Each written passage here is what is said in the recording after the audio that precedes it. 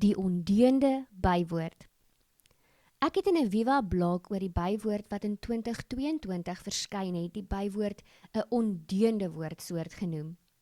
Daardie beskrywing het nie uit die lug geval nie. Toe ek klein was, het ek my blou oogies gebruik om my oupa se arm te draai om grondpoentjie botter en stroop in 'n bakkie te meng, in plaas daarvan om dit op 'n broodjie te smeer. Dan het ek skelmpies gaan sit en eet, sodat ouma dit nie sien nie. Die bywoord is net so ondeend. Hy draai die taalgebruiker se arm om dinge saam te gooi, wat eintlik nie by mekaar hoort nie. Luister byvoorbeeld na die volgende sin. Sy het gister geëet. Hier is gister duidelik 'n bywoord met 'n tydsaanduidende betekenis, oftewel 'n bywoord van tyd op skoolvlak. Maar nou kom die ondeende bywoord en fluister. As gister 'n tydsbywoord is, dan is elke dag seker ook een.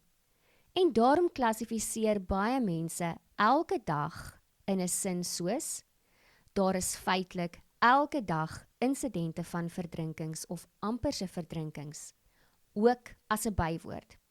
En tog is elke en dag afsonderlike woordsoorte, onderskeidelik 'n telwoord en 'n naamwoord wat saam iets oor tyd kommunikeer. Maar die bywoord se ondeendheid stop nie hier nie. Hy draai nie net die taalgebruiker se arm om ander sinsdele as bywoorde te beskou nie. Hy weier ook om self stil in een betekeniskategorie te bly sit. Die taalkundige Ruben Dallum beskryf dit so mooi. Many adverbs can have several interpretations and hence belong to several semantic categories, depending on their linear position in the sentence or the verb they depend on. Dallum gebruik die Engelse bywoord truly as illustrerende voorbeeld.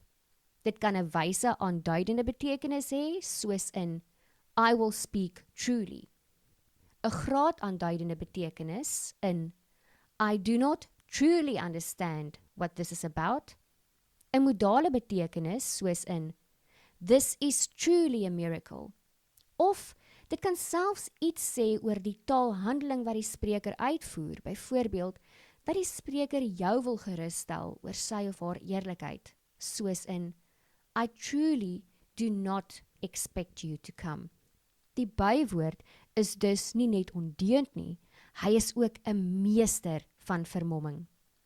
Die grootste moeilikheid ontstaan egter in die klaskamer. Dit is waar die ondeende bywoord regtig grys hare veroorsaak. Leerders kan dieselfde bywoord in dieselfde sin verskillend interpreteer. En nasien riglyne laat nie altyd plek vir meer as een geldige antwoord nie. Neem die sin in die verte kras 'n seemeeu aanhoudend. Is aanhoudend 'n bywoord van tyd of van wyse? Wel, die antwoord is dit kan albei wees. As tydsbywoord sê dit hoe lank die seemeeu kras, aan een of sonder ophou. As wyse bywoord sê dit hoe die seemeeu kras, op 'n volgehoue manier. En albei interpretasies is ewe verdedigbaar. Die ondeende bywoord glimlag dan waarskynlik tevrede, want hy het weer daarin geslaag om twee moontlike lesings in een sin weg te steek. 'n soortgelyke geval is dadelik in die sin, almal ken die uitdrukking, dit was liefde met die eerste oogopslag, wat na 'n paartjie verwys wat dadelik verlief geraak het, toe hulle ontmoet het. Die natuurlikste interpretasie is die tydsverhouding tussen die ontmoeting en die handeling van verlief raak. Maar 'n mens kan redeneer dat dadelik iets sê oor die wyse van verlief raak, sonder aarzeling, onmiddellik met die eerste oogopslag.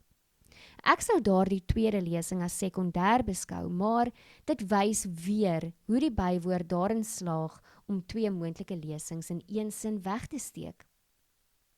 Die belangrikste punt is dat die kategorisering van bywoorde op skoolvlak afhang van hoe taalgebruikers betekenis in konteks aflei.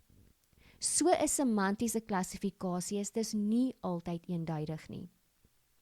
Nog 'n ding waarop ek wil wys, is dat kategorieë soos bywoord van tyd, bywoord van wyse en bywoord van graad die indruk van vaste boksies skep, terwyl ons uit die gegeewe voorbeelde kan aflei hoe moeilik dit dikwels is om 'n enkele etiket aan 'n bywoord toe te ken.